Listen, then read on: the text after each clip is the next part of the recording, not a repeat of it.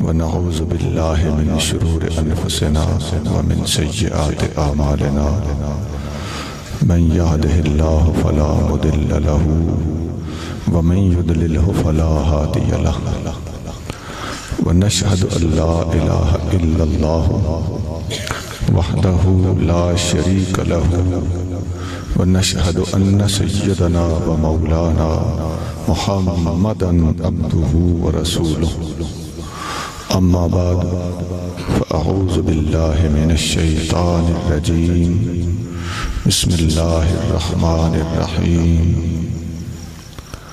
ألا إن أولياء الله لا خوف عليهم ولا هم يحزنون صدق الله مولانا العظيم إن الله وملائكته يصلون على النبي يا أيها الذين آمنوا صلوا عليه وسلموا تسليما اللهم صل على سيدنا ومولانا محمد وعلى آل سيدنا ومولانا محمد وبارك وسلم الصلاة والسلام عليك يا سيدي يا رسول الله وعلى آلك وأصحابك يا سيدي يا حبيب الله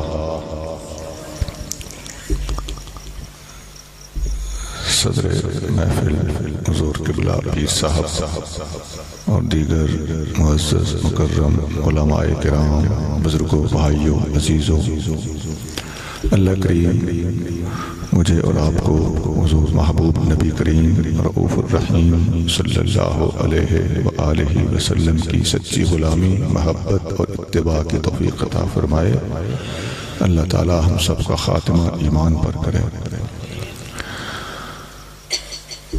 آپ نے میرے خطبے سے بات سمجھ لی ہوگی کہ میں نے ترنم اور سر لگا کے تقریر نہیں کرنی،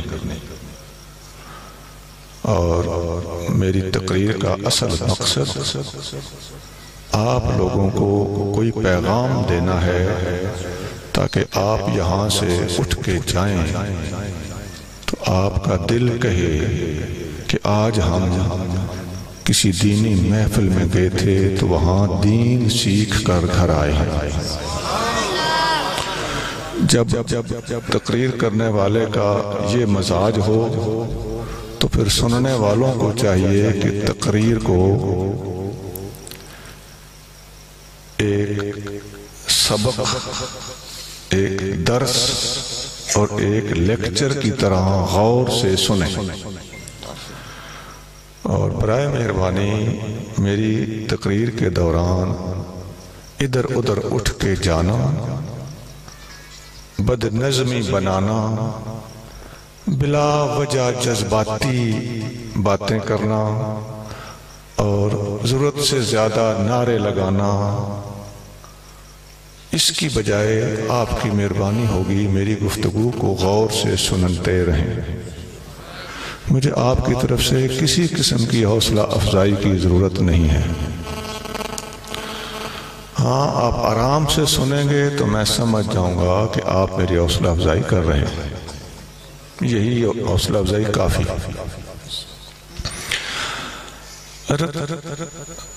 سید علی حجویری، جن کو حضرت داتا صاحب کہا جاتا ہے رحمت اللہ علیہ، انہوں نے ایک کتاب لکھی ہے کشف المحجوب۔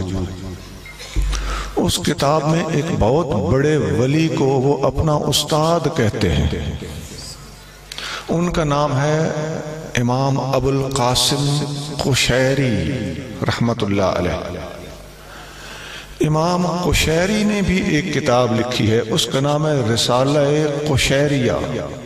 یہ تصوف کی بڑی اونچی کتاب ہے۔ آپ کے کان کے ساتھ ٹیلی فون ہے یا کیا ہے؟ برائے مہربانی کوئی بندہ اپنے کان کے ساتھ ٹیلی فون نہ لگائے۔ میں نے پہلے درخواست کی تھی کہ میری گفتگو کو غور سے سننا ہے۔ میری گفتگو کے دوران جس نے اس قسم کی گفتگو کی میں اسے بد اخلاقی کہوں گا۔ امام قشیری رحمت اللہ علیہ نے اپنی کتاب میں ایک واقعہ لکھا ہے۔ یہ تصوف کی بڑی اونچی کتاب ہے۔ اس کتاب میں انہوں نے لکھا ہے کہ حضرت بشر حافی ایک ولی گزرے ہیں. بشر حافی نے ایک دفعہ خواب دیکھا اور انہوں نے حضور محبوب نبی کریم صلی اللہ علیہ وسلم کی زیارت کی، اور خواب میں محبوب کریم صلی اللہ علیہ وسلم نے ان سے پوچھا، یا بشرو اتدری لما رفعک اللہ من بین اقرانک، اے بشر تجھے پتا ہے اللہ تعالیٰ نے تجھے اپنے زمانے میں تمام ولیوں سے اونچا رتبہ کیوں دیا ہے؟ قلت لا یا رسول اللہ، حضرت بشر حافی نے عرض کیا حضور مجھے نہیں پتا. آپ صلی اللہ علیہ وسلم نے فرمایا، باتباعک لسنتی وخدمتک للصالحین ونصیحتک لاخوانک فمحبتک لاصحابی واہل بیتی. آقا نے فرمایا 4 وجہ سے اللہ نے تجھے اونچا رتبہ دیا ہے. نمبر 1، تم میری سنت پر عمل کرتے ہو. نمبر 2، تم اللہ کے ولیوں کی خدمت کرتے ہو. نمبر 3، تم اپنے بھائیوں کو نصیحت کرتے ہو. نمبر 4، تم میرے صحابہ اور اہل بیت سے محبت کرتے ہو. یہ حضور صلی اللہ علیہ وسلم نے حضرت بشر حافی کو خواب میں فرمایا، اور ان کو سب سے اونچا رتبہ ملنے کی یہ 4 وجوہات بیان فرمائیں. اب یہ 4 وجوہات آپ ذرا دوبارہ سن لیجئے تاکہ سبق آپ کے ذہن میں بیٹھ جائے. آقا نے ان کو خواب میں فرمایا، تیرا رتبہ اونچا ہونے کی پہلی وجہ یہ ہے کہ تم میری سنت پہ چلتے ہو. دوسری وجہ یہ ہے کہ تم صالحین کی، نیک بندوں کی، اللہ کے ولیوں کی خدمت کرتے ہو.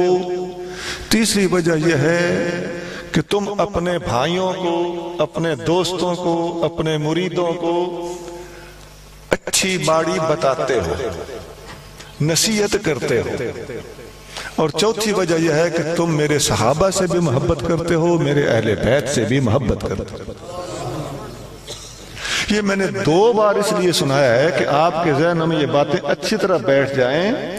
میرے بھائیوں، جو سیکھنے آتا ہے نا، آپ یقین کر لیں کہ اگر میں یہاں اپنی تقریر ختم کر دوں اور آپ کو کہوں کہ یہ 4 باتیں یاد کر کے گھروں کو چلے جاؤ، تو آپ کی زندگیاں سنوارنے کے لیے صرف یہ 4 باتیں، ان کا ترجمہ ہی کافی ہے.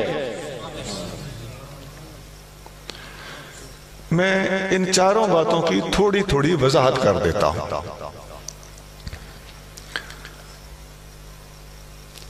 ذرا بتائیں پہلی بات کون سی ہے؟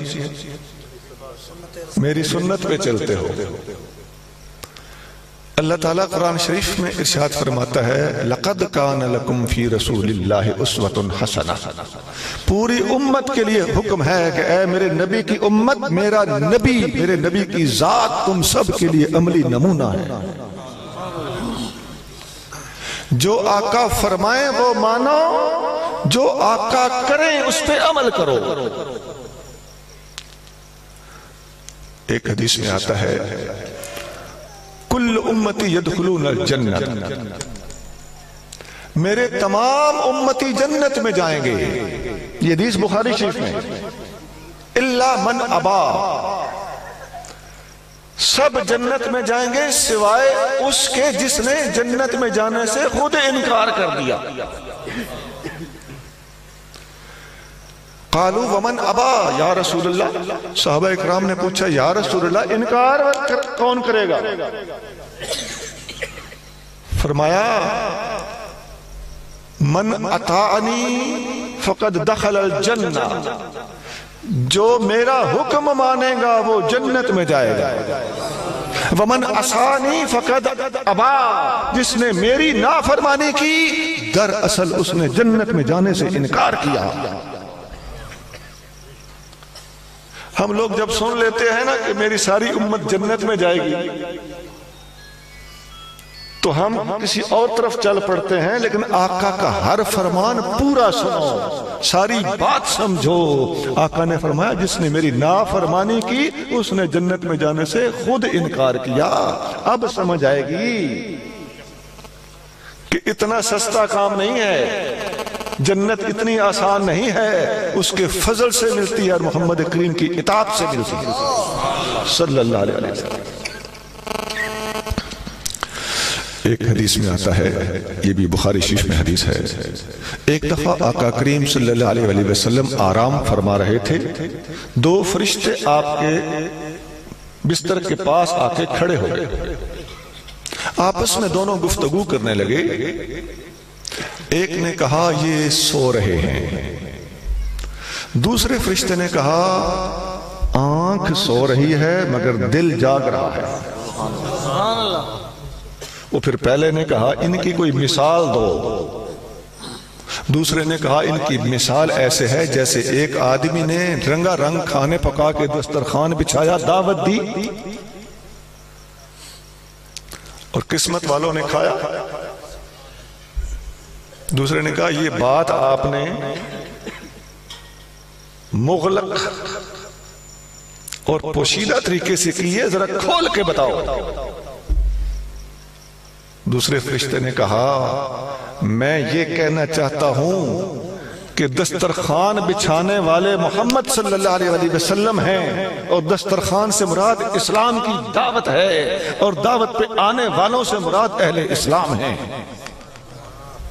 یہاں فرمایا من اطاع محمد فقد اطاع اللہ، جس نے محمد صلی اللہ علیہ وسلم کی اطاعت کی اس نے اللہ کی اطاعت کی۔ ومن عصا محمد فقد عصى اللہ، جس نے محمد صلی اللہ علیہ وسلم کی نافرمانی کی اس نے اللہ کریم کی نافرمانی کی۔ محمد فرق بین الناس، محمد لوگوں کے درمیان فرق کرتے ہیں، امتیاز بتاتے ہیں، کھرے کھوٹے کی پہچان کراتے ہیں۔ یہ واضح حدیثیں ہیں جن سے پتہ چلتا ہے کہ آقا کریم صلی اللہ علیہ وسلم کی پیروی کے بغیر چارہ کار نہیں ہے۔ صدیق اکبر کو اللہ نے بڑا رتبہ عطا فرمایا ہے، یہ مہینہ انہی کا جا رہا ہے نا، یہ بھی ذرا میں آپ واضح کر دوں، جس بھی ہستی کا مہینہ ہو ہم اہل سنت ہیں۔ صدیق کا مہینہ ہوگا تو صدیق کو یاد رکھیں گے، فاروق کا مہینہ ہوگا فاروق کو یاد رکھیں گے، عثمان غنی کا مہینہ ہوگا ان کو یاد کریں گے، مرتضی کریم کا مہینہ ہوگا ان کو یاد کریں گے۔ اور جو بندہ کسی خاص ہستی کے دن کے اوپر بھی اس ہستی کو یاد نہ رکھے، اس کے دل کے اندر اس کے قلب کی اصلاح کی ضرورت ہے، اس کے عقائد و نظریات کی اصلاح کی ضرورت ہے، اور اس کو توجہ دلانے کی بھی ضرورت ہے۔ تو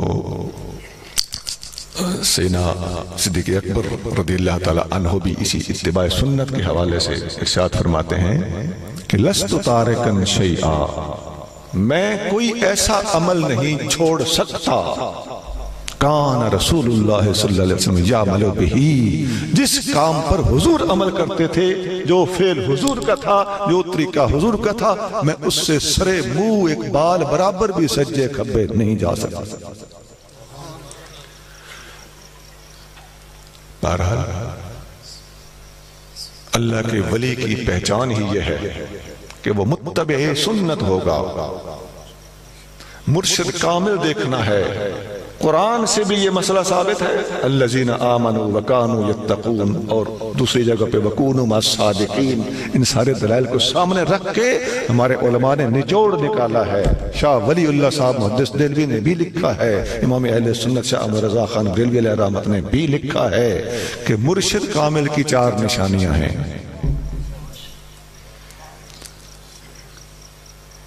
سب سے پہلی بات تو یہ ہے کہ اس کا عقیدہ ٹھیک ہوگا، وہ اہل سنت ہوگا۔ دوسری بات یہ ہے، دوسری نشانی یہ ہے کہ وہ عالم ہوگا۔ تیسری نشانی یہ ہے کہ وہ باعمل ہوگا۔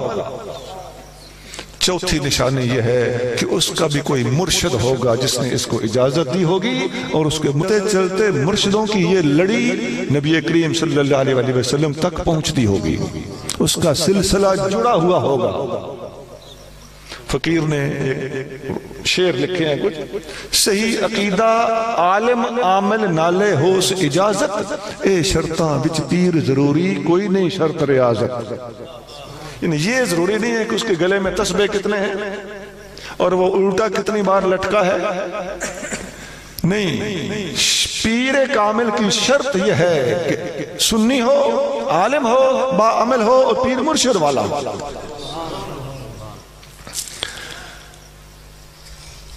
آپ کسی بھی بزرگ کی زیارت کو جائیں، آپ ادھر 24 گھنٹے ٹھہرے، آپ کو لگ پتہ جائے گا داڑھی کتنی ہے. چھوٹی داڑھی ہو خدا کی قسم خبردار اس کے ہاتھ میں دینا. 5 وقتی نماز نہ پڑھتا ہو، جیڑا شرع تے چلدا نہیں پاویں اٹھدا آوے، اس نو بھول کے پیر نہ سمجھی متے شیطان بھلاوے.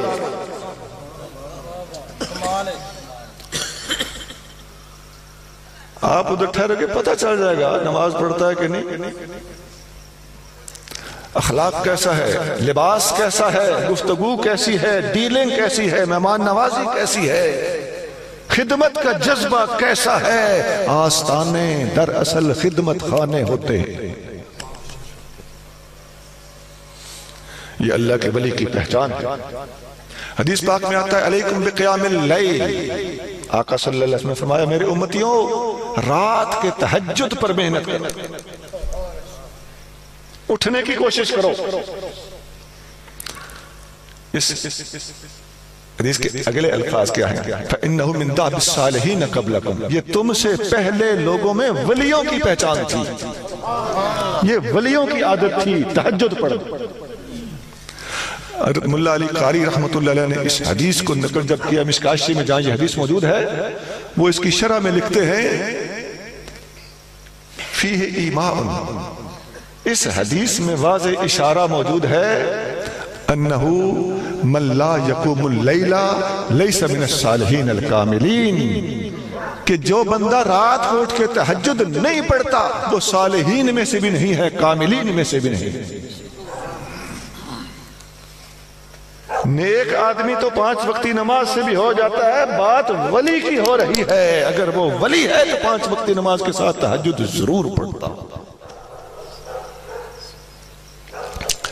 اور آج ہمارے ہاں کیا معیار ہے، ہماری عوام کو ہم نے کیا لائن دی ہوئی ہے، ہمارے دوستوں نے ولایت کا سٹینڈرڈ معیار اور اس کو پرکھنے کا ترازو کیا پکڑا ہوا ہے. ہتھا تے سریوں جماندہ ہے کہ نہیں، میں آیا ہوں میرے آتے وقت راستے کی کوئی بات بتاتا ہے کہ نہیں. عزیزم یہ لوگ عامل اس قسم کی باتیں بتا لیتے ہیں. بخاری شریف میں ایک حدیث ہے، آخر سے گنے نا بخاری شریف کھول کے، آخری 2 حدیثیں چھوڑ دو تو لاسٹ 3rd حدیث ہے، اینڈ سے 3ری حدیث. نبی کریم صلی اللہ علیہ وسلم سے صحابہ نے پوچھا یا رسول اللہ یہ جو کتابیں نکالتے ہیں حساب لگانے والے کاہن، ان کے بارے میں حضور کا کیا حکم ہے؟ آپ صلی اللہ علیہ وسلم نے فرمایا لیسو بشیئن، یہ شاید جان دی کو نہیں، یہ کچھ نہیں ہے.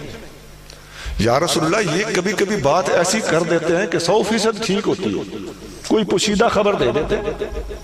آپ صلی اللہ علیہ وسلم نے فرمایا انہوں نے جن پھنسایا ہوا ہوتا ہے. اب یہ آقا کا فرمانا ہے بخاری میں، فرمایا ان کے پاس جن ہوتا ہے، ان کا جن آسمانوں کو پرواز کرتا ہے، اوپر فرشتوں کی گفتگو سن لیتا ہے، کچھ غیبی باتیں اس کے کانوں میں پڑ جاتی ہیں، فرشتے جب اس کی طرف متوجہ ہوتے ہیں تو اس کو مارنے کو بھاگتے ہیں، جان بچا کے نیچے آتا ہے. فَيَجْعَلُ فِيهَا مِئَةَ كَذِبَةٍ، پھر وہ اس میں 100 جھوٹ ملا لیتا ہے. فَيُقَرْقِرُ فِي اُذُنِ وَلِيِّهِ كَقَرْقِرَةِ الدَّجَاجَةِ، اور اپنے ولی کے کان میں آ کے کڑ کڑ کرتا ہے جس طرح مرغی کڑ کڑ کرتی ہے. اس کا دھندہ چل جاتا ہے.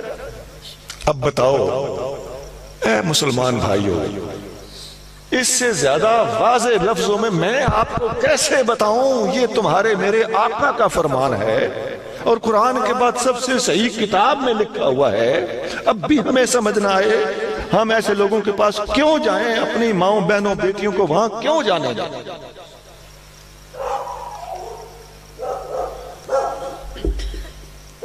اللہ تعالی ہمیں کمزور اعتقادی سے محفوظ رکھے۔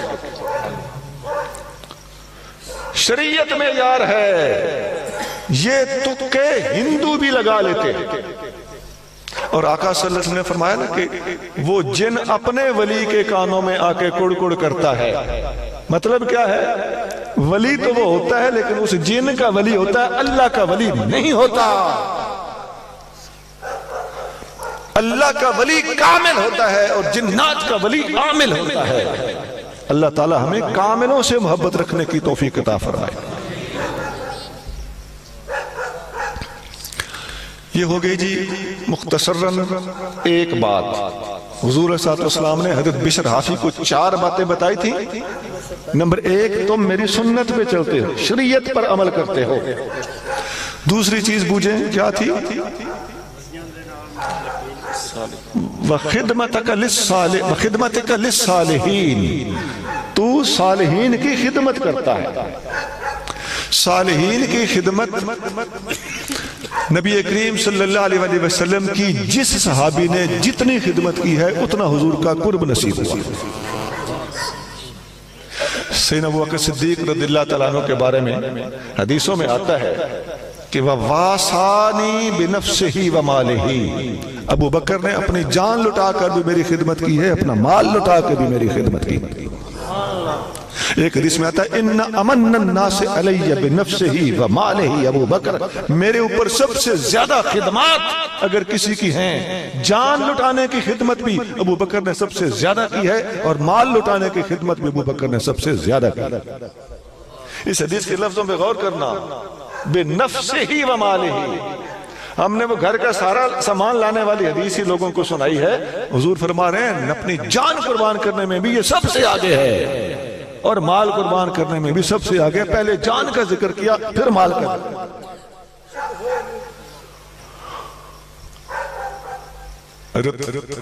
عبداللہ بن مسعود رضی اللہ تعالیٰ عنہ کو صاحب النالین کہا جاتا ہے، حضور صلی اللہ علیہ وسلم کے نالین والا۔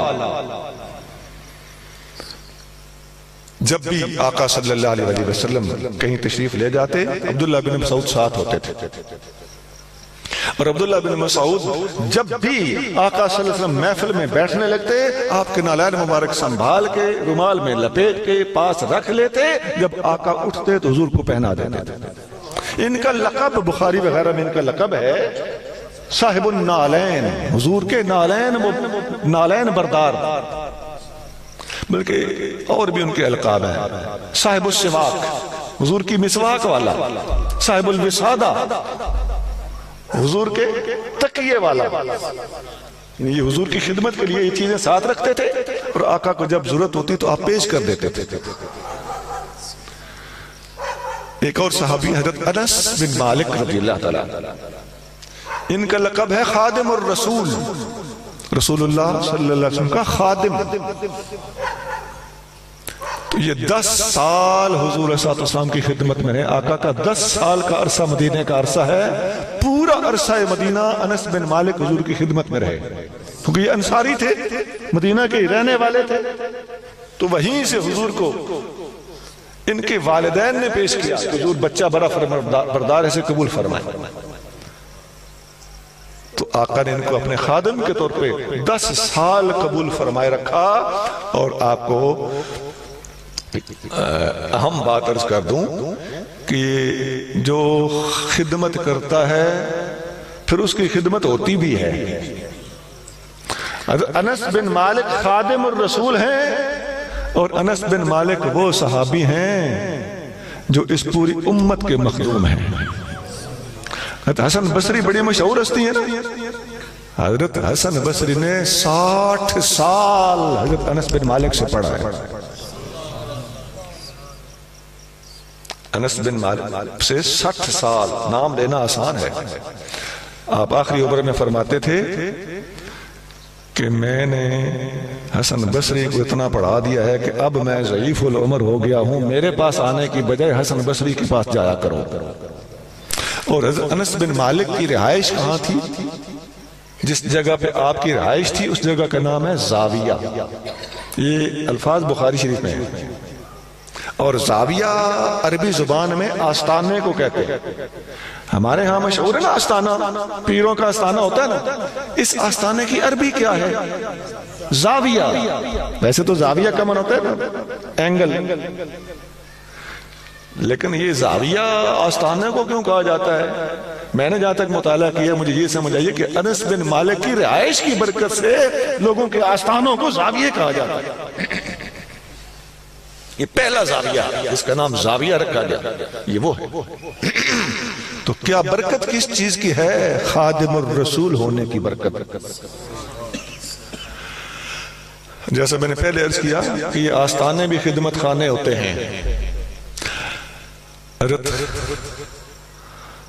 عبداللہ رازی ایک بہت بڑے صوفی گزرے، وہ فرماتے ہیں کہ اصل التواضع ترک التمییز فی الخدمت۔ اصل عاجزی یہ ہے کہ خدمت کرنے میں بڑے چھوٹے کی تمیز ختم کر کے ہر کسی کی خدمت کی۔ بڑے کی بھی خدمت کر، چھوٹے کی بھی خدمت کر، اگر تو درویش ہے تو۔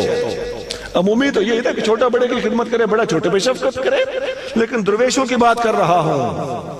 عبداللہ رازی فرماتے ہیں کہ بڑے کی بھی خدمت، چھوٹے کی بھی خدمت، بڑے چھوٹے کے امتیاز کے بغیر ہر ایک کی خدمت۔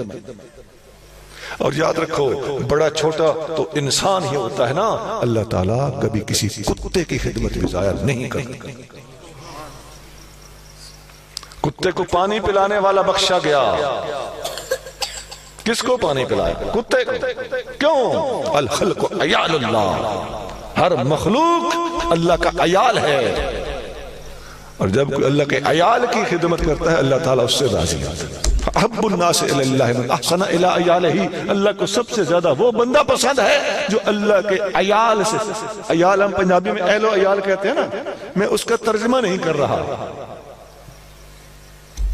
جو اللہ کے عیال پر احسان کرتا ہے، اچھا سلوک کرتا ہے، اللہ کو وہ بندہ سب سے زیادہ پسند ہے۔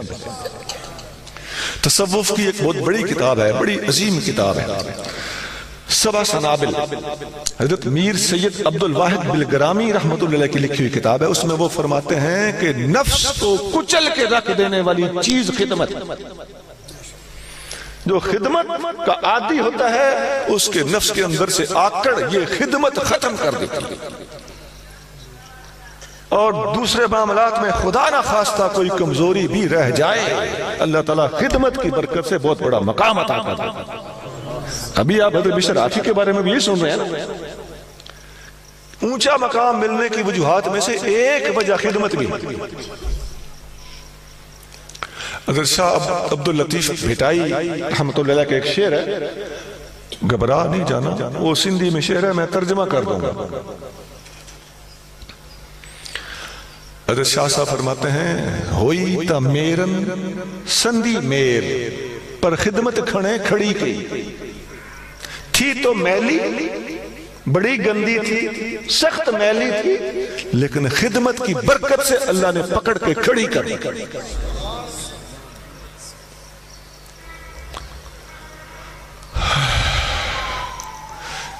مختصر کر رہا ہوں، دو باتیں ہو گئی۔ بشر حافی علیہ الرحمت کو اونچا مقام ملا، نمبر ایک آقا کی اللہ کے پیاروں کی، صالحین کی، نیکوں کی خدمت کرنے کی برکت سے۔ میرے بھائی اگلا نیک ہے یا نہیں، ہم نے کسی کو تولا نہیں ہے۔ تو اگر نیک سمجھتا ہے یا اس کا حلیہ نیکوں والا ہے، یا وہ اپنے آپ کو ایسا شو کر رہا ہے جیسے کوئی نیک ہوتا ہے، بس تیرا کام ہے حسن ظن سے کام لے کر اس کی خدمت کر دے، قبول کرنا اس کا کام۔ اگر اس کے اندر دو نمبری ہے تو وہ خود بھگت لے گا۔ ہم نے یہ بڑا آزمایا ہے۔ بعض کا سفر پہ ہوتے ہیں تو یہ ٹرک ڈرائیور آ جائے گا، میں چائے پہ بیٹھا ہوں ہوٹل پہ، منجیاں شنجیاں گتی ہوتی ہیں، لمبے سفروں میں ہم جاتے رہتے ہیں، تو کہیں تھک جائیں، بوڑھی عمر ہے، چائے شائے پینی پڑ جائے، بیٹھ جاؤں تو ٹرک ڈرائیور یا کلینڈر وہ بھاگتا ہوا جائے، بابا جی تھاپڑا مارے ہو، جھک کے کھڑا ہو جائے گا، اس کی بلا جانے بابا 1 نمبر ہے یا 2 نمبر ہے، نیک ہے یا نہیں ہے، لیکن ہم جیسے بھی ہیں اس کے اس حسن ظن کی برکت سے اللہ کریم ضرور اس کے اوپر رحم فرما دے گا۔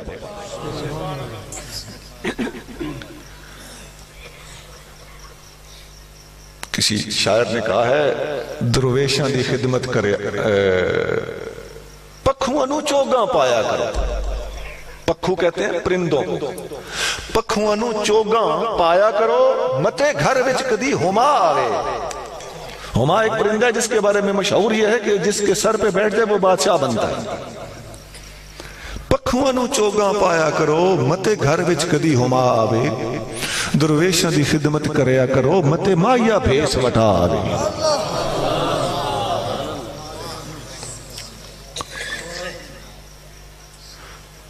یاد رکھو حضرت امام غزالی رحمت اللہ علیہ اپنی کتاب الاقتصاد فی الاعتقاد اس کتاب میں لکھتے ہیں کہ غلطی سے کسی کا ادب کرنا، یعنی ادب کرنے میں غلطی کر جانا، بندہ اس قابل نہیں تھا مگر ادب کر دیا، ادب کرنے میں غلطی کر جانا بجا طور پر بے ادبی کرنے سے بھی بہتر ہے۔ بے ادبی کرنے میں تم حق بجانے بولا بھئی، بے ادبی کرنے میں غلطی کرنا اس سے ادب میں غلطی کرنا اور بہتر ہوا نا۔ بجا طور پر بھی بے ادبی کی نا کسی کی، تو اس بے ادبی سے ادب کرتے وقت غلطی کر دینا، غلطی سے کسی کا ادب کر دینا بہتر ہے۔ یہاں سے جو مختلف بزرگوں کے بارے میں لوگ نامناسب الفاظ بول جاتے ہیں، بے ادبی کر جاتے ہیں، بے احتیاطیاں کر جاتے ہیں، ان کے لیے بہت بڑا سبق ہے۔ اگر تو نے کسی کی بے ادبی کرنے میں غلطی کر دی تو اس سے کروڑ درجے بہتر ہے وہ بندہ جس نے ادب کرنے میں غلطی کر دی۔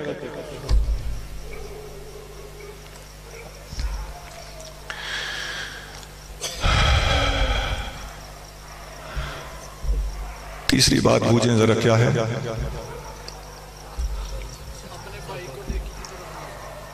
اپنے بھائیوں کو نصیحت کرنا، وَنَصِيحَتِكَ لِإِخْوَانِكَ، اے بشر تو اپنے بھائیوں کو نصیحت کرتا ہے۔ سب سے پہلی بات تو یہ ہے کہ بھائی کس کو کہا؟ آقا صلی اللہ علیہ وسلم نے بھائی قرار دیا اصل میں ان کے مریدوں کو۔ بشر حافی اپنے مریدوں کو نصیحت کرتے تھے، کھینچ کے رکھتے تھے۔ بھائی کیوں قرار دیا؟ پہلے تو یہ کلیئر سبق ہے اس میں، پیر کے لیے مرید اپنے پیر کو پیر سمجھے، اپنا باپ سمجھے، لیکن پیر اپنے مرید کو ہمیشہ اپنا پیر بھائی سمجھے، تب اس کا نفس اکڑ سے باز رہے گا اور وہ عاجزی میں رہے گا۔ دوسری بات یہ کہ وہ جو نصیحت کے بارے میں آقا صلی اللہ علیہ وسلم نے فرمایا، تو حدیث میں آتا ہے الدین النصیحت، دین نام ہی نصیحت کا ہے۔ یہ مسلم شریف میں حدیث ہے۔ اور حضرت عمر فاروق رضی اللہ تعالی عنہ فرماتے ہیں کہ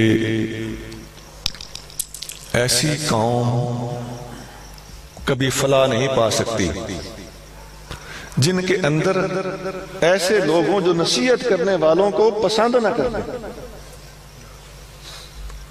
اور حضرت بشر حافظ، یہ ایک بہت بڑے بزرگ گزرے ہیں، امام غزالی نے ان کو پڑھ کے تصوف کی لائن اختیار کی ہے۔ ابو عبداللہ حارث محاسبی رحمت اللہ علیہ، ان کا ایک رسالہ ہے رسالۃ المسترشدین، آپ اس میں فرماتے ہیں یہ حدیث نقل کر کے دین نصیحت ہے۔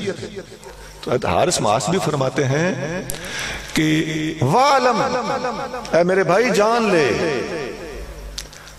أَنَّ مَن نَصَحَكَ فَقَدْ أَحَبَّكَ، جس بندے نے تجھے نصیحت کی اس نے تجھ سے محبت کی۔ ومن داہنک فقد غشک، اور جس بندے نے تجھے چوپڑا چاپڑی کی، تیل لگایا، تیری چاپڑوسی کی، اس نے تیرے ساتھ غش کیا، تیرے ساتھ دو نمبری کی، تیرے ساتھ ملاوٹ کی، دھوکہ کیا۔ اللہ فاروق اعظم فرماتے ہیں اللہ بھلا کرے اس بندے کا جو مجھے میرے عیب بتائے، اور فرماتے ہیں لا خیر فی قوم لیسوا بناصحین ولا خیر فی قوم لا یحبون الناصحین، اس قوم میں کوئی بھلائی نہیں جن کے اندر نصیحت کرنے والا کوئی نہ ہو، اس قوم میں کوئی بھلائی نہیں جو نصیحت کرنے والے کو پسند نہ کرتے ہوں۔ آج میں ہی آپ کو کہہ دوں کہ آج آپ نے یہ غلطی کی ہے، آپ میں صرف جس کو میں نے ٹوکا نا نام لے کے، وہ مجھے کہے گا تو سمجھو وکھرے ہیں دسنا سے، فوراً اپنی ناک کی مصیبت کھڑی ہو جائے گی۔ میرے بھائی اس نے تجھے سامنے بتانا تھا یا اولے بتانا تھا، یہ اگلے جہان بھگت لے گا، تو شکر کر اس نے تیری اصلاح کی۔ پہلے نفس کے مارنے کی بات ہو رہی تھی نا کہ خدمت سے نفس مرتا ہے، نصیحت کو قبول کرنے سے بھی نفس مرتا ہے۔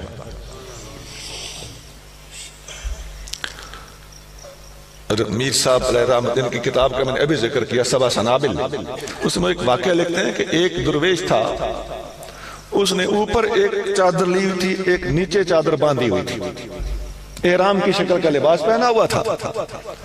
وہ مسجد میں آیا، اس نے نماز پڑھنا شروع کر دی اور اوپر والی چادر اتار کے اس نے سامنے پھینک دی، صرف تہ بند باندھا ہوا ہے، نماز پڑھنے لگ گیا۔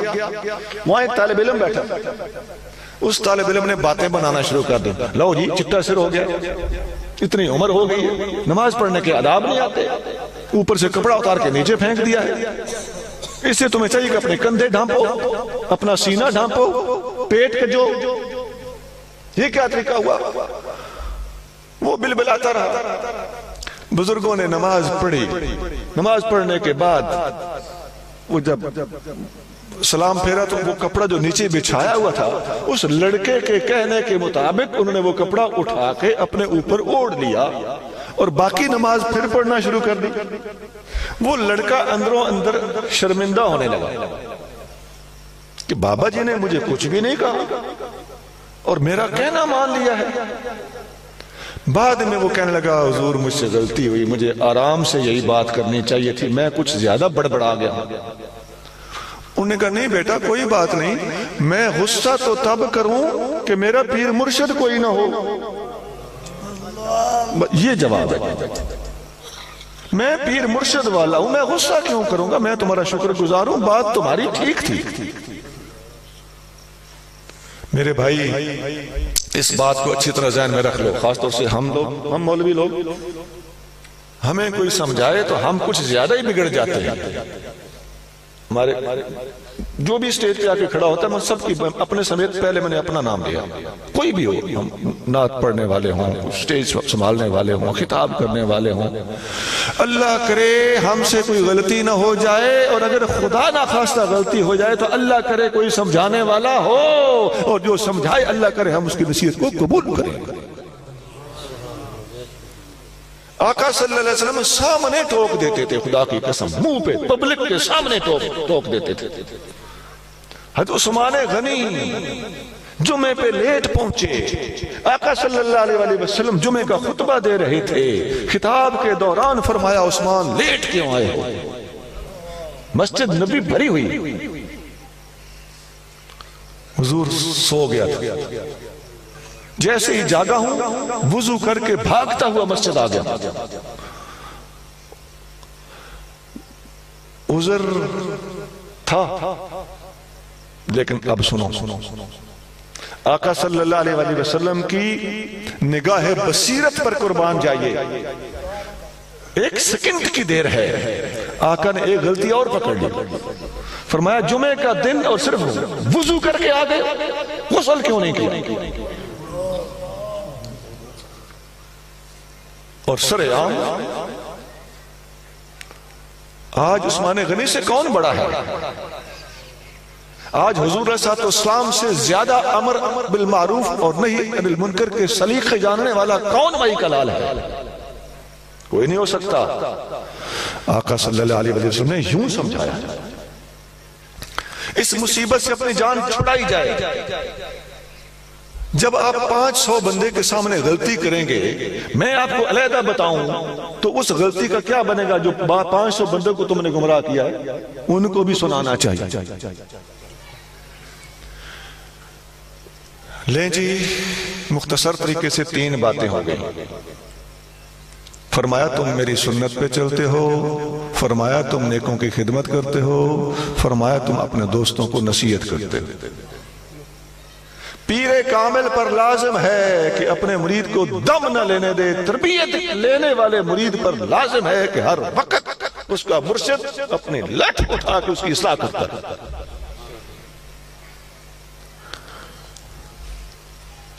چوتھی بات بوجھیں کیا ہے؟ تم میرے صحابہ اور اہل اہل بیت سے محبت کرتے ہو۔ اچھا، اس میں آپ نے غور کیا ہوگا وَخِدْمَتِكَ وَمَحَبَّتِكَ لِأَصْحَابِي وَأَهْلِ بَيْتِي، یہ جو چھوٹی جی ہے نا، اصحاب کے ساتھ بھی اصحابی اور اہل بیتی، اس کا کیا مطلب ہے؟ اس میں اصل بات یہ ہے کہ صحابہ کا تعلق بھی حضور سے ہے، اہل بیت کا تعلق بھی حضور سے ہے، ان کی محبت حضور کی وجہ سے ہے۔ ایک کتاب ہے ترمذی شریف، اس کتاب میں 2 حدیثیں ہیں، ایک صحابہ کے بارے میں، ایک اہل بیت کے بارے میں۔ نبی کریم صلی اللہ علیہ وسلم نے فرمایا اللہ اللہ فی اصحابی، میرے صحابہ کے بارے میں اللہ سے ڈرتے رہنا۔ لا تتخذوہم غرضا من بعدی، میرے بعد ان پر تنقید نہ کرنا۔ فمن احبہم فبحبی احبہم، جس نے ان سے محبت کی اس کے دل میں دراصل میری محبت تھی، اس لیے اس نے ان سے محبت کی۔ فمن ابغضہم فببغضی ابغضہم، جس نے میرے صحابہ سے بغض رکھا اس کے دل میں دراصل میرا بغض تھا، اس لیے اس نے ان سے بغض رکھا۔ اب یہ پتہ چل گیا کہ صحابہ کی محبت حضور کی محبت ہے، اور صحابہ کا بغض اپنے نتائج کے اعتبار سے حضور کا بغض ہے، اور صحابہ تمام صحابہ کی بات ہو رہی ہے۔ اسی طرح اہل بیت کے بارے میں بھی حدیث ہے، آقا صلی اللہ علیہ وسلم نے فرمایا احب اللہ لما یغزوکم، اللہ سے محبت کرو وہ تمہیں رزق دیتا ہے۔ وَأَحِبُّنِي لِحُبِّ اللَّهِ، اللہ سے محبت کرو میری خاطر، نہ مجھ سے محبت کرو اللہ کی خاطر۔ وَأَحِبُّنِي لِحُبِّ اللَّهِ، مجھ سے محبت کرو اللہ کی حب کی خاطر۔ وَأَحِبُّ أَهْلَ بَيْتِي لِحُبِّي، اور میرے اہل بیت سے محبت کرو میری خاطر۔ اب دیکھیے صحابہ سے کے بارے میں کیا فرمایا؟ فمن احبہم فبحبی احبہم، ان کی محبت میری محبت ہے۔ احب اہل بیتی لحبی، اہل بیت کی محبت میری محبت ہے۔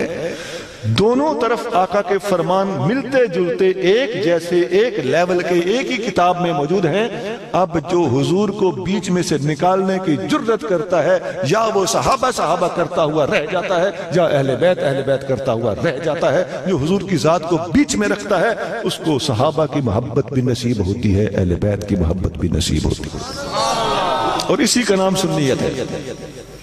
اس کی پرواز پر ڈنگی نہیں ہوتی، اس کی سٹیج پر پھر نعرہ تکبیر بھی لگے گا، نعرہ رسالت بھی لگے گا، نعرہ تحقیق بھی لگے گا، نعرہ صدیقی بھی لگے گا، نعرہ فاروقی بھی لگے گا، نعرہ عثمانی بھی لگے گا، نعرہ حیدری بھی لگے گا، نعرہ غوثیہ بھی لگے گا۔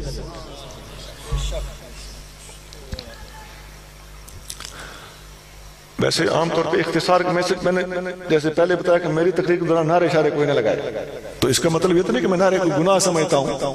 مقصد یہ ہوتا ہے کہ یا رسول حق چار یار، یا علی، یا غوث اعظم، زندہ باد، زندہ باد۔ مقصد یہ ہے کہ اختصار کیا جائے۔ عام طور پر ہم جس چیز کو اس دور میں مناسب سمجھ رہے ہیں، پہلے زمانے میں نعرہ تکبیر لگتا تھا اور بس ہو جاتی تھی تو ہم چڑ جاتے تھے، جب لوگ ایسا کرتے تھے یہ حرکت تو ہم چڑھتے تھے. ہم نے آج 30-35 سال پہلے کا جو دور ہے وہ اس کی بات کرتے ہیں. ہم پھر جلال میں آ جاتے تھے, ہم نعرہ رسالت ضرور لگاتے تھے. بہرحال اختصار کے پیش نظر اگر نعرہ تکبیر اور نعرہ رسالت پر بس کر دی جائے تو کافی ہے. آگے جانا ہو تو آپ کی مرضی ہے, یہ ذوق ہے, منع کوئی نہیں, نعرے سارے جائے. تو الغرض گزارش یہ کر رہا تھا کہ صحابہ اور اہل بیت کی محبت کا دار و مدار کس پر ہے؟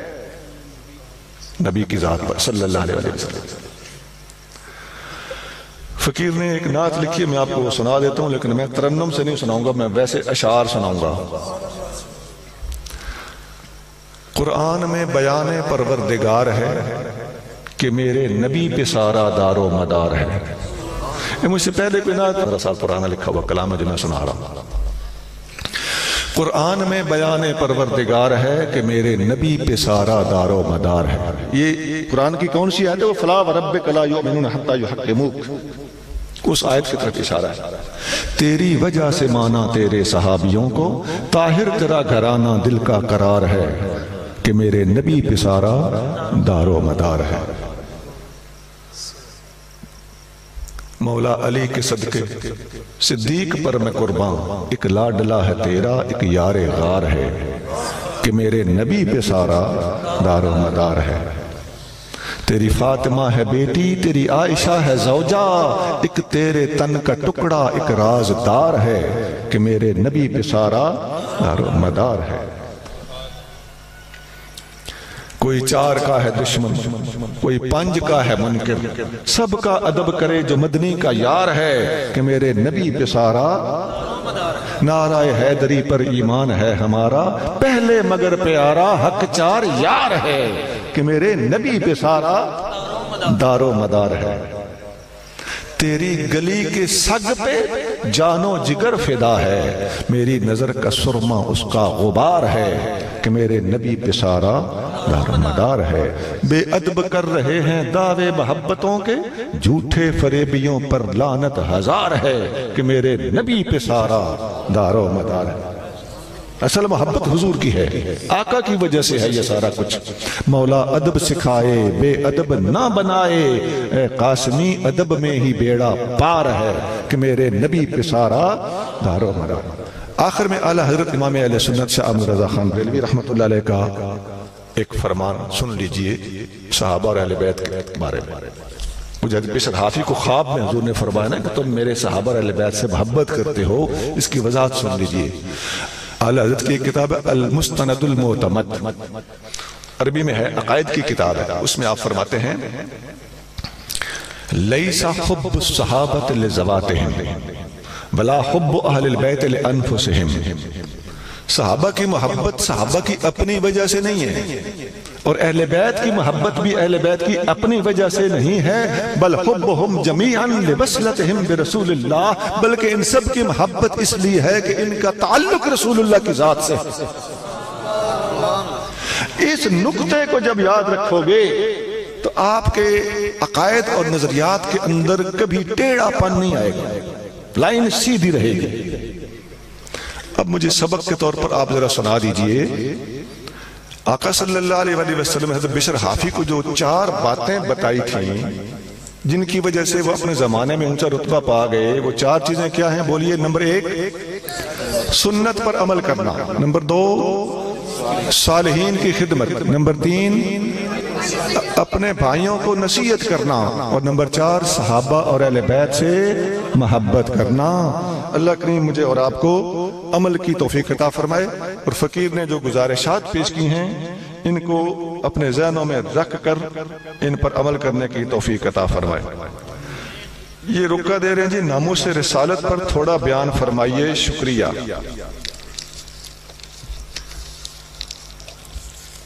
یہ رکا جس نے دیا لے لیں جی.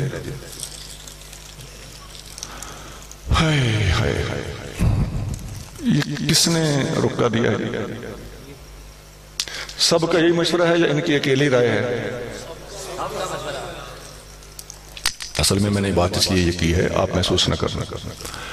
بعض اوقات ایسا ہوتا ہے کہ ایک بندے کا ذاتی جذبہ ہوتا ہے, باقی بندے سمجھ رہے ہوتے ہیں کہ خطاب ٹھیک ہو گیا, یا نعت خان کو لوگ فرمائش کر دیتے ہیں تو ایک بندے کی اکیلی فرمائش ہوتی ہے، 500 میں سے 499 بندے نہیں چاہتے، تو جس کو رکا ہے اس کو اتنا نشئی نہیں ہونا چاہیے کہ وہ رکے پہ فٹافٹ چل پڑے۔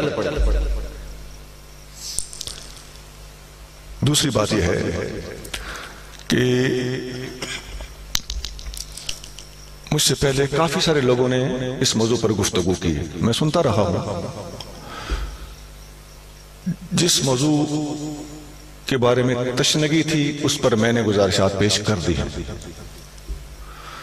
تیسری بات یہ ہے کہ میں اس حکم کی تعمیل بھی کرنے لگا ہوں، کیونکہ موضوع ایسا ہے کہ اس موضوع پر کوئی کہے تو پھر بولنا ہی چاہیے۔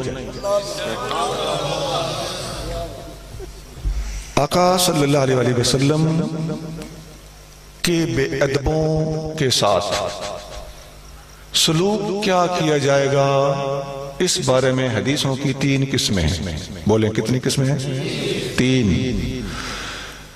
ایک تو حدیث ایسی ہے کہ جس میں حضور صلی اللہ علیہ وسلم نے ایک اصول بتایا ہے کہ جو بھی کسی نبی کی گستاخی کرے اس کی سزا موت ہے۔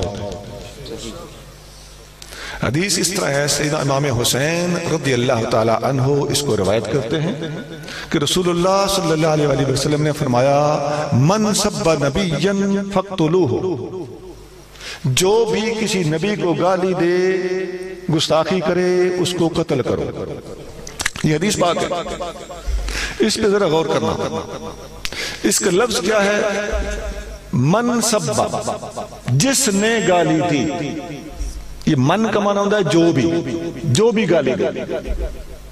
یہ میں نے اس لفظ پہ اس لیے غور کرایا ہے کہ اب آپ کو سمجھ آ جائے گی کہ اگر گالی دینے والی عورت ہو تو پھر فرمایا من سبا، جو بھی ہو۔ گالی دینے والا مرد ہو تو پھر فرمایا من سبا، خواہ جو بھی ہو۔ گالی دینے والا کافر ہو تو پھر فرمایا من سبا، وہ جو بھی ہو۔ گالی دینے والا مسلمان ہو تو پھر فرمانا ہے من سبا، وہ جو بھی ہو۔ گالی دینے والا ذمی ہو تو پھر فرمایا من سبا، خواہ کوئی بھی ہو۔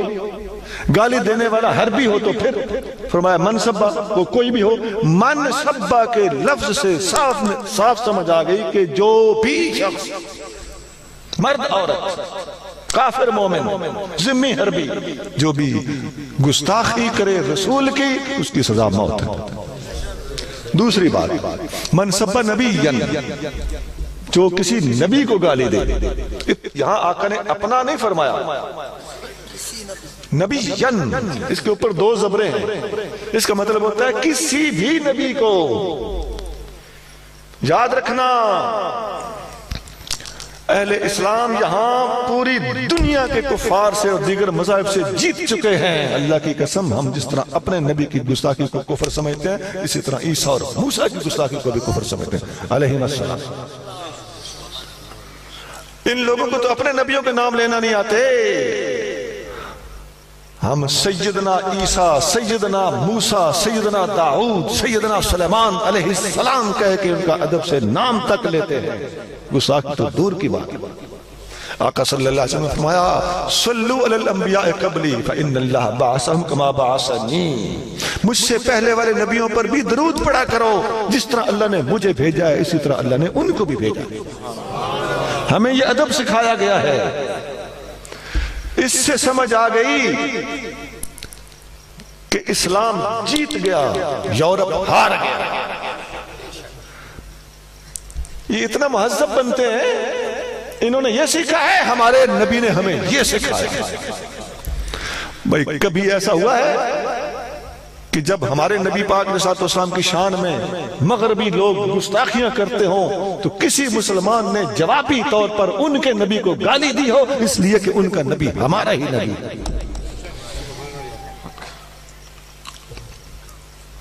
ایک تو حدیث تھی یہ، اس میں اصول بتایا گیا ہے کہ نبی کے ہر گستاخ کی سزا موت ہے۔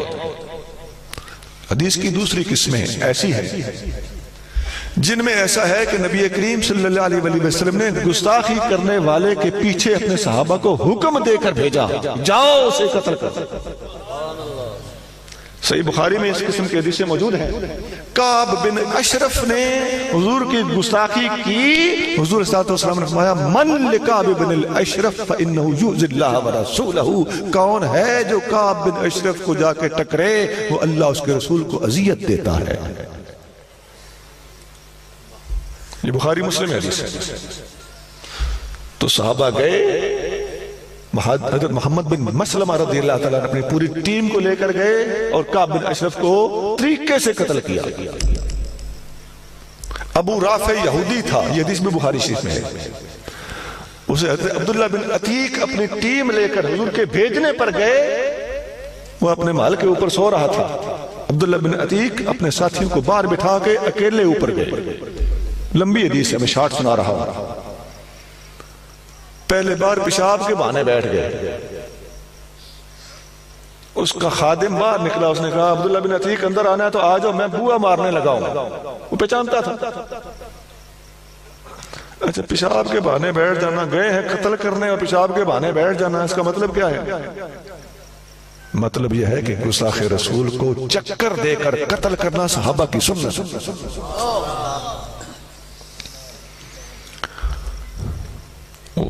اندر گئے، اس نے کہیں، اس کو جلدی تھی، نوکر تھا، اس نے کہیں چابی ادھر ہی دروازے کے کسی کھڈے میں رکھ دی، اپنے کام سے چلا گیا. اسے کیا پتا یہ کس نیت سے آئے.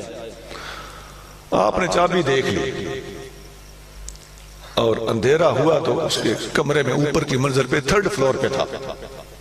اوپر گئے تو اپنے اندھیرا تھا، اس وقت بجلیاں تو ہوتی نہیں تھی، تو ان کے ہاتھ میں تلوار تھی. تلوار اپنے نکال لی اور اس کو جہاں بیٹھے ہوئے محسوس کیا نا گفتگو کے دوران، تو باتوں سے گیس کیا، اندازہ لگایا کہ لگتا ہے وہاں بیٹھا ہے. یہاں سے جمپ لگایا، سیدھا اس کی آواز جہاں سے آ رہی تھی وہاں پہنچے، اس پر تلوار کا وار کیا، واپس دوڑے تو وہ کرا رہا تھا. تو واپس جب آئے اپنی جگہ پہ تو خیال آیا کہ کہیں بچ نہ گیا ہو. اب دوبارہ پوچھتے ہیں ابو رافع یہ آواز کیسی تھی؟ پہلے یہاں سے وار کیا، اب وہاں جا کے پوچھتے ہیں کہ آواز کیسی تھی تاکہ یہ بولے تو اس کی پوزیشن واضح ہو جائے کہ یہ کہاں ہے. پھر اس نے کہا یار مجھے کوئی زخمی کر گیا ہے. اسے بھی نہیں پتا تھا کہ یہ زخمی کرنے والا خود ہی بول رہا ہے. آپ نے پھر جب اندازہ لگا لیا کہ وہاں بیٹھا ہے، وہاں سے پھر جمپ لگایا، اس کے اوپر گئے، اسے قتل کر کے پھر واپس آئے. جب سیڑھیاں اتر رہے تھے تو سمجھا کہ آخری سیڑھی آ چکی ہے، حالانکہ اوپر والی منزل پہ تھے تو نیچے گر گئے. پیر جب آگے بڑھایا تو وہ مس گیس ہو گیا، گر گرے تو پنڈلی ٹوٹ گئی. ٹوٹی ہوئی پنڈلی پر اپنی پگڑی باندھ کر ادھر بیٹھے رہے. کیوں؟ اس لیے کہ کہیں بچ نہ گیا ہو. سویرے جب تھوڑا سو جلا ہوا نا تو اعلان ہو گئے کہ ابو رافع کو رات کو کوئی بندہ قتل کر گیا ہے. ان کو تسلی ہو گئی کہ مر کھپ گیا ہے. وہ چابی اٹھائی، تالا کھولا، باہر نکلے اور لنگاتے ہوئے ساتھیوں کو ساتھ لے کے جن کو باہر بٹھا گئے تھے حضور صلی اللہ علیہ وسلم کے پاس گئے. حضور نے جب پنڈلی ٹوٹی ہوئی دیکھی، حضور نے ایسے ہاتھ پھیرا اور پنڈلی تڑک کر کے سیدھی ہو گئی. یہ میں نے شارٹ سنایا، تفصیلی واقعہ ہے، بخاری شریف میں واقعہ ہے. یہ ہے گستاخوں کی دوسری قسم. ایک تو ہے کہ کوئی بھی گستاخی کرے تو اسے قتل کر دو، اصول ہے. اور دوسرے وہ گستاخ تھے جن کو حضور نے بندے بھیج کے اسپیشلی قتل کروایا. تیسری قسم وہ ہے جن کو صحابہ نے خود بخود قتل کر دیا اور بعد میں آ کے حضور کو رپورٹ دی. یہ بھی کئی قسم کی حدیثیں ہیں. ایک نابینا صحابی نے ایک عورت کو قتل کر دیا، مختلف صحابہ نے اپنے رشتہ داروں کو، احباب کو قتل کر دیا. آقا صلی اللہ علیہ وسلم کو رپورٹ دی گئی ایک عورت کو قتل ہونے کی، تو آقا نے فرمایا ینتطع فیہا انزان. آپ نے اس کا خون رائگاں جانے دیا، کوئی قتل کا بدلہ نہیں لیا اور فرمایا 2 چھترے بھی آپس میں اس کی خاطر ٹکر نہیں ماریں گے. چھترے ٹکر مارنے کا مطلب ایک استعارہ ہے. عورتیں میت پر آپس میں ملتی ہیں نا، جب گلے لگ کے روتی ہیں ایسے کرتے، تو آقا نے فرمایا کہ عورتیں تو عورتیں، اس کے لیے 2 بکرے بھی آپس میں ٹکر نہیں ماریں گے، نہیں اس کا کوئی دکھ نہیں ہوگا۔ یہیں سے پتہ چلتا ہے کہ گستاخ رسول اگر مر جائے تو اس کے گھر میں افسوس کرنے کے لیے بھی نہیں جانا چاہیے۔ لا ینتطع فی انزان، 2 بکرے بھی ٹکر نہیں ماریں گے۔ یہ میں نے اس لیے بتائی ہیں حدیثیں کہ ایک تو ہر گستاخ رسول کی سزا موت، یہ حدیث ہے۔ نمبر 2، کچھ گستاخوں کو حضور نے بندے بھیج کے قتل کروایا، یہ حدیث ہے۔ نمبر 3، کچھ گستاخوں کو صحابہ نے خود قتل کر دیا، بعد میں آ کے حضور کو بتایا۔ یہ بھی حدیث کی قسمیں ہیں۔ یہ 3 قسم کی کیٹیگرائزیشن ہے، 3 قسم کی حدیثیں ہیں۔ یہ دلائل میں نے اس طرح اس لیے دیے ہیں کہ میں صرف اور صرف جذباتی باتیں کر دیتا تو وہ بھی ہمیں حق حاصل ہے، کیونکہ مسئلہ جذبات کا ہے، لیکن میں نے سوچا کہ کیوں نہ اپنے دوستوں کو، اپنی عوام کو وہ علمی باتیں بتائی جائیں تاکہ ان کا ضمیر مطمئن ہو اور ان کو پتہ چل جائے کہ یہ جو علماء اہل سنت اتنا زیادہ اس پر زور دیتے ہیں یہ انے نہیں ہیں، ان کے پاس باقاعدہ دلائل موجود ہیں اور ہم لوگ خدا کی قسم دلائل کے سامنے مجبور ہیں۔ اللہ کریم مجھے اور آپ کو اطمینان ضمیر کے ساتھ حضور صلی اللہ علیہ وسلم کی محبت کی راہ پر گامزن رہنے کی توفیق عطا فرمائے۔ وآخر دعوانا ان الحمدللہ رب العالمین۔ 1-2 مسئلے ہیں، ایک یہ کہ ہماری مسجد میں 1-2 دفعہ مسئلہ ہوا ہے کہ جو اس کو بند کر